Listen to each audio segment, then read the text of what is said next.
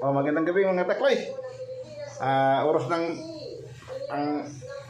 hapunan na. Ito, mag-hapunan muna ako ngayon. Kumusta na kayo mga subscriber to mga viewers dyan? Dito ako, maghapunan ako sa kasi alas 7 na. Dito ang kanin ko to.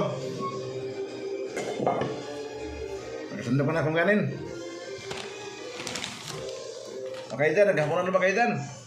Kumusta kayo dyan?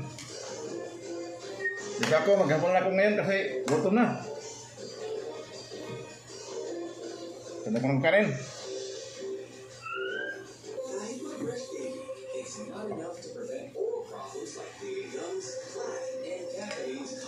Saka ang ulam ko ay toyo lang ang ulam ko. Toyo. Toyo. Kita niyo toyo? Ito ang ulam ko. Pero ang sasawang to sa toyo, itong manok. Baliwag. Ang ulam ko. Yan ang sasawang to sa toyo. Ulam ko toyo, ang sasawang itong baliwag. At daming pang litson na to, dami pang litson. Ito, litson manok.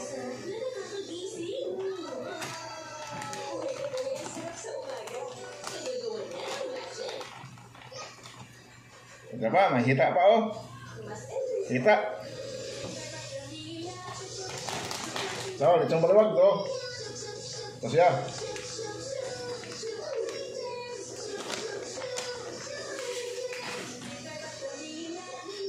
Dahil pang gan dito. Kanina dami pa. Kayo dyan mga subscriber mga viewers, kumain na ba kayo? Hapunan na ba kayo? Ito ako, naghapunan ako ito. Pagkatapos ng kainan na maya, may panghimagas sa itong mangga. May green, may dilaw, mangga, panghimagas. Pagkatapos ng kain, ito panghimagas ko. Kasi mangga panghimagas kasi baka tanggal sa high blood.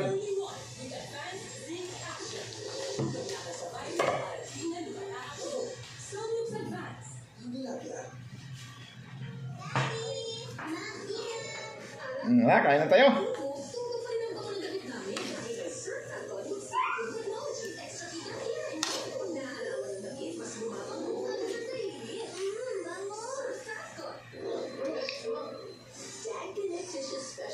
Ito, hita ng manok.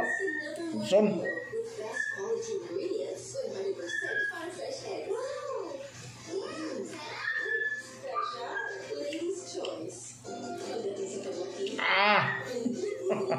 Litson manok. Kita.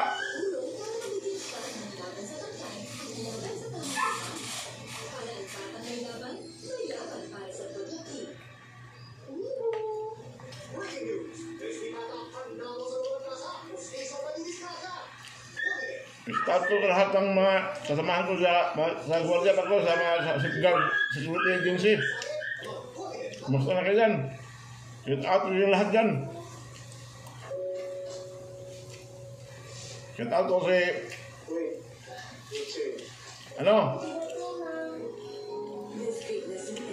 si SD Aspira, SD Tabisaura, SD Dexter, si SD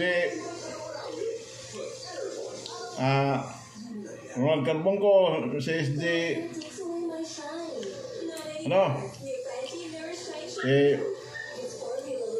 nakalimutan na iba sa lahat ng mga kasamang support dyan. Shout out ko yung lahat dyan. Dito ako, kumakain ako.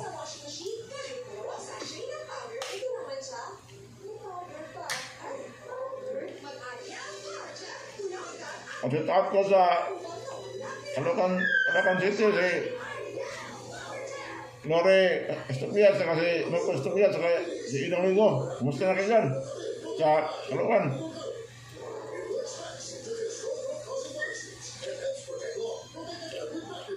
At ko sa may Fernandos dyan sa ang manok. Hindi ako, kumakain ako. Kita ang manok, Metson.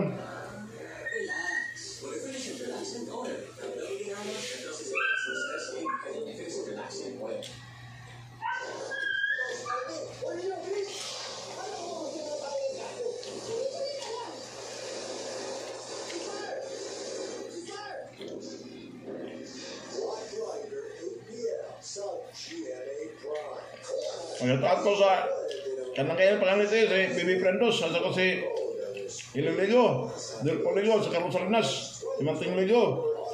Ay nung ba, kumusta na kayo dyan? Kain tayo, kapunan. Ngayon kumakain ako.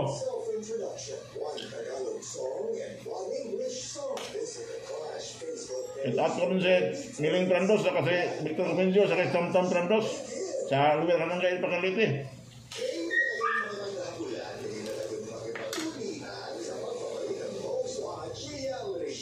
Halika, kain tayo ito.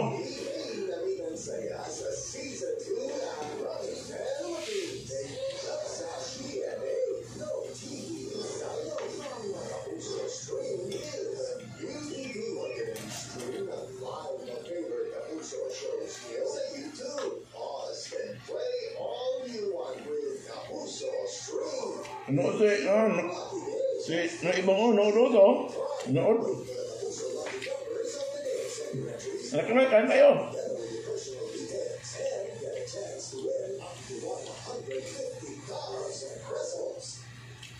Roset, sa Rene yung Maria, nood. Nakita ko nood si Rene.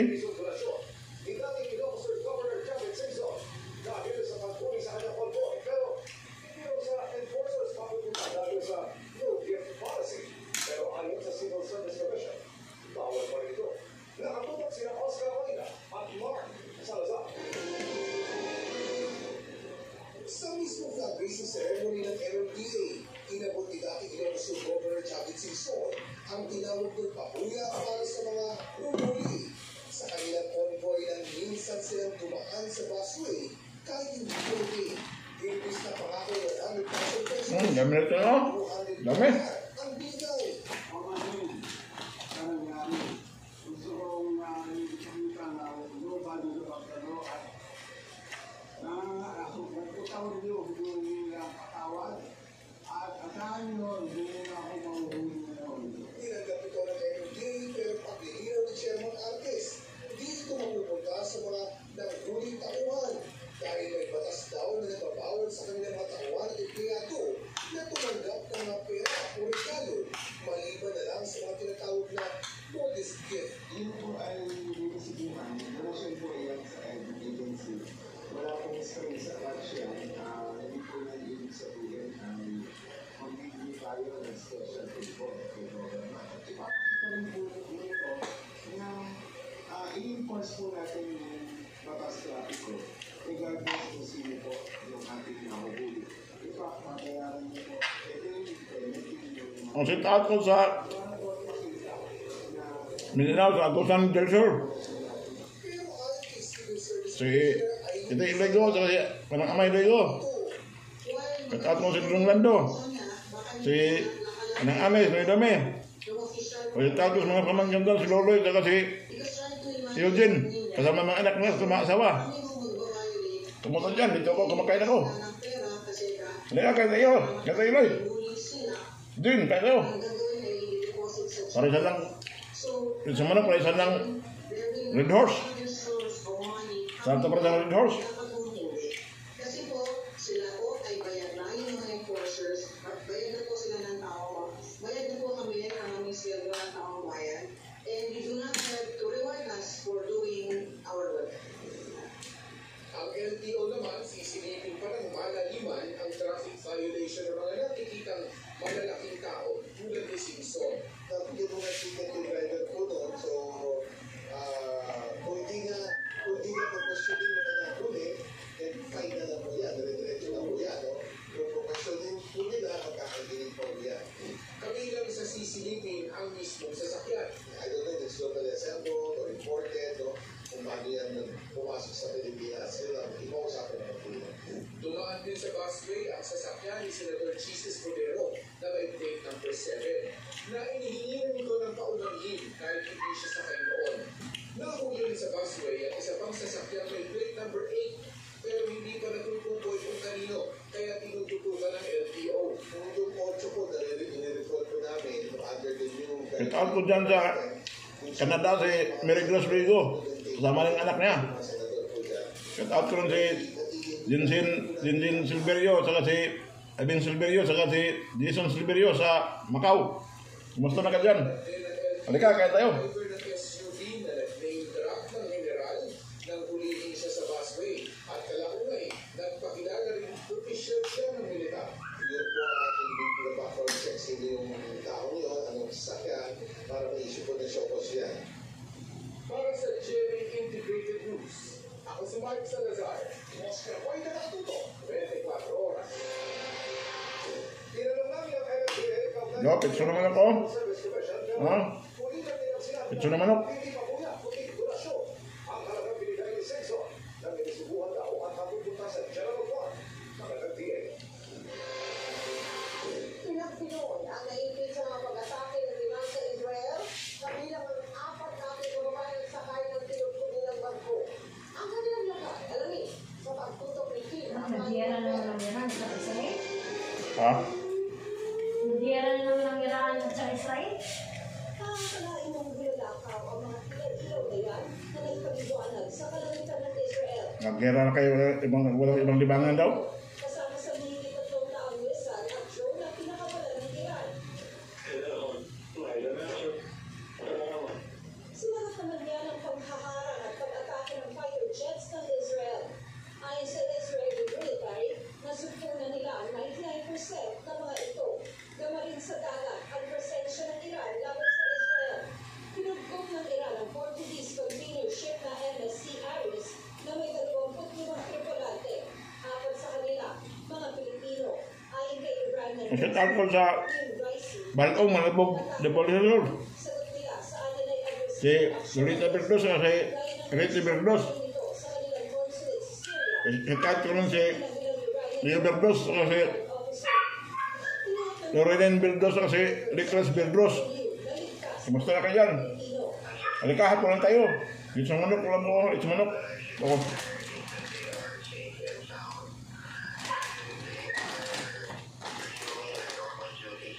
Kaya mangga, panghimawa, so mangga. Gusto ka, dabong na, green pa, kalabangaan. sabi pa ng DMW, nananatili sa barko ang 4. Kausap daw ng DMW ang kanilang mga kaanak.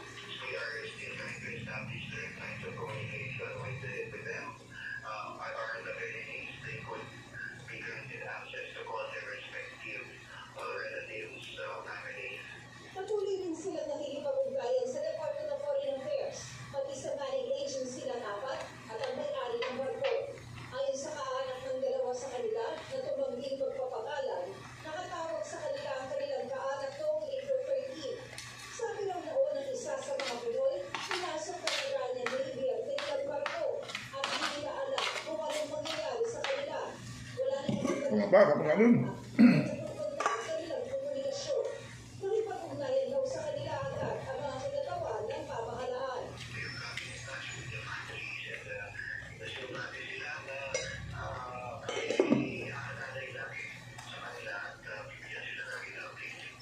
Ayon sa DFA, napapahala ang Pilipinas sa tumitinding tensyon sa pagitan ng Israel at Iran.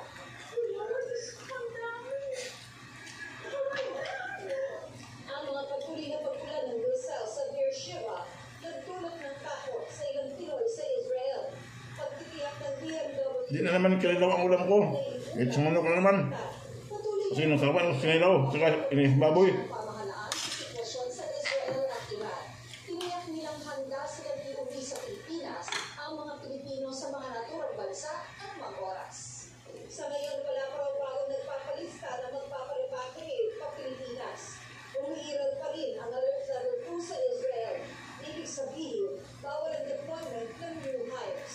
Inayuhan ng DMW ang mga Pinoy sa Israel na sundin ang mga abiso ng Philippine Embassy roon at tumulong sa DMW kung kinakailangan.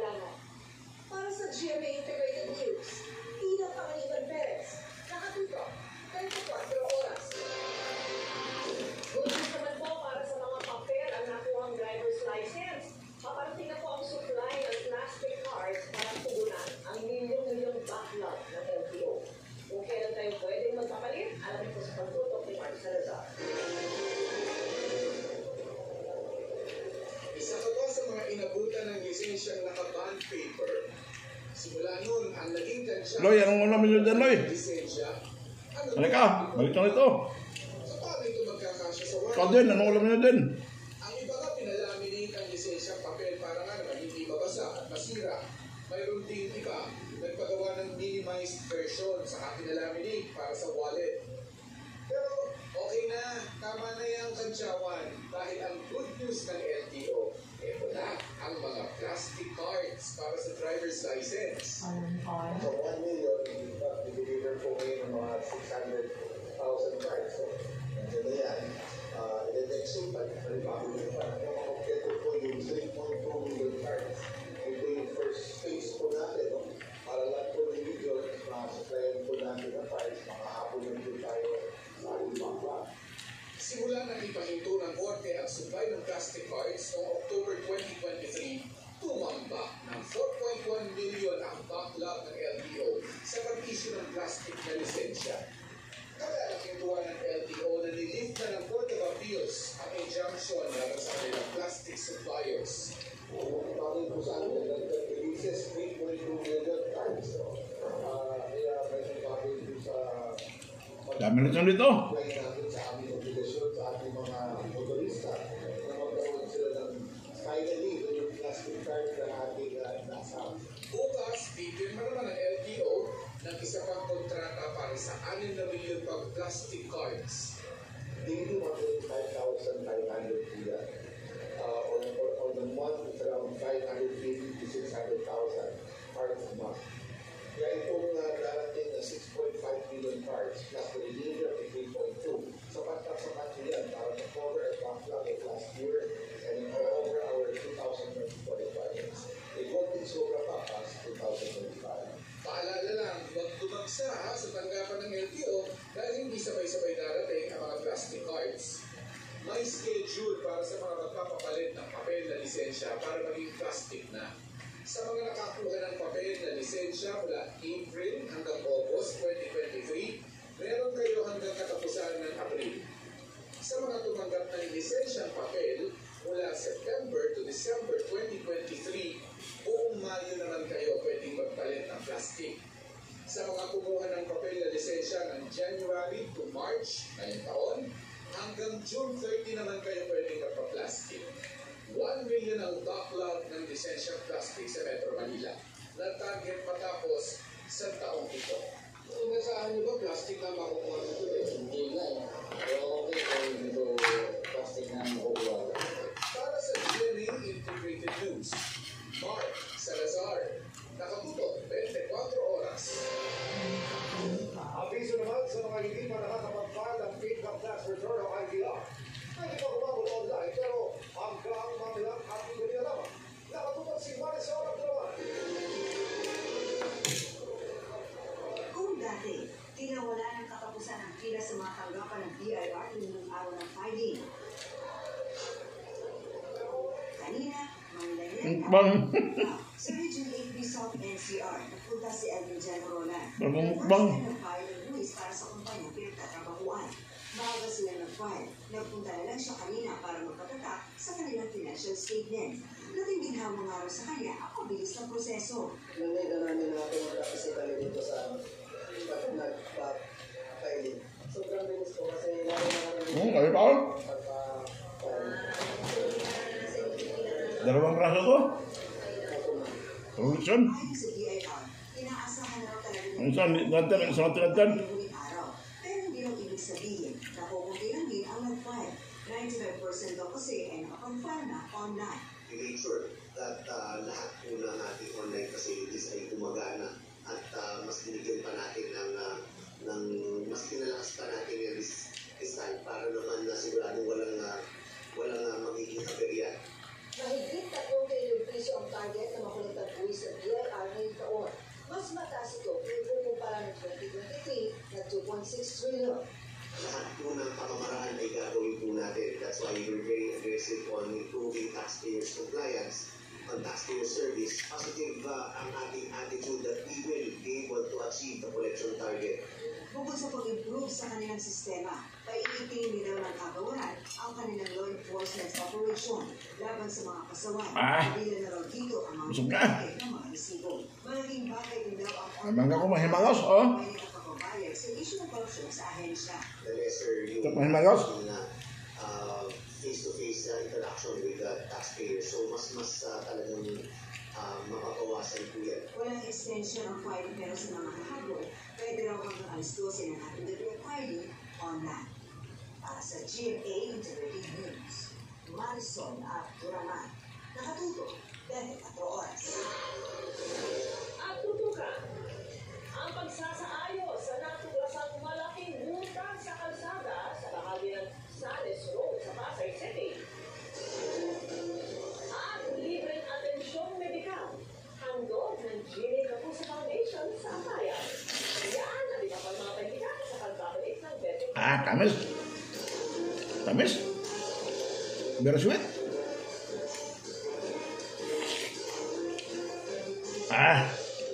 Mingo is yummy, yummy. Mingo, yummy. As we age, our bone stones and muscles require additional nutrients. Highlighting 5X helps Very yummy, Mingo. muscles in 4 weeks. Try Highlighting 5X now. Day for a day. Not day for a day. Makadandruff yan. Head and Shoulders every day. Save up to 100% dandruff-free every day. Head and Shoulders. Hala, napakalang sakit ang ganyan. Just in, tipid ka sa new type Twin Jumbo Pack. Sa dalawang sachet, kaya ang dalawang labada. Ay, Twin Jumbo Pack. Ang bawat biyahe, parang doon si Maki.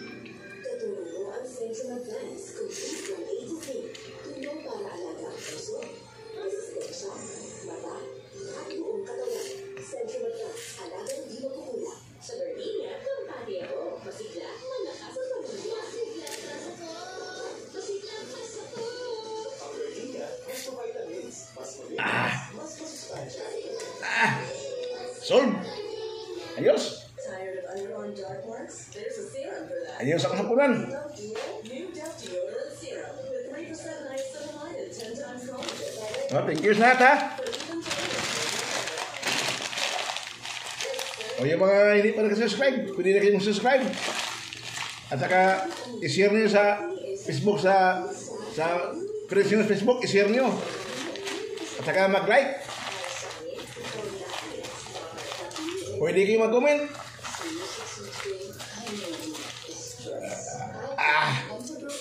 Okay, thank you. Thank you guys. Thank you for watching. Thank you. Thank you for all. Thank you.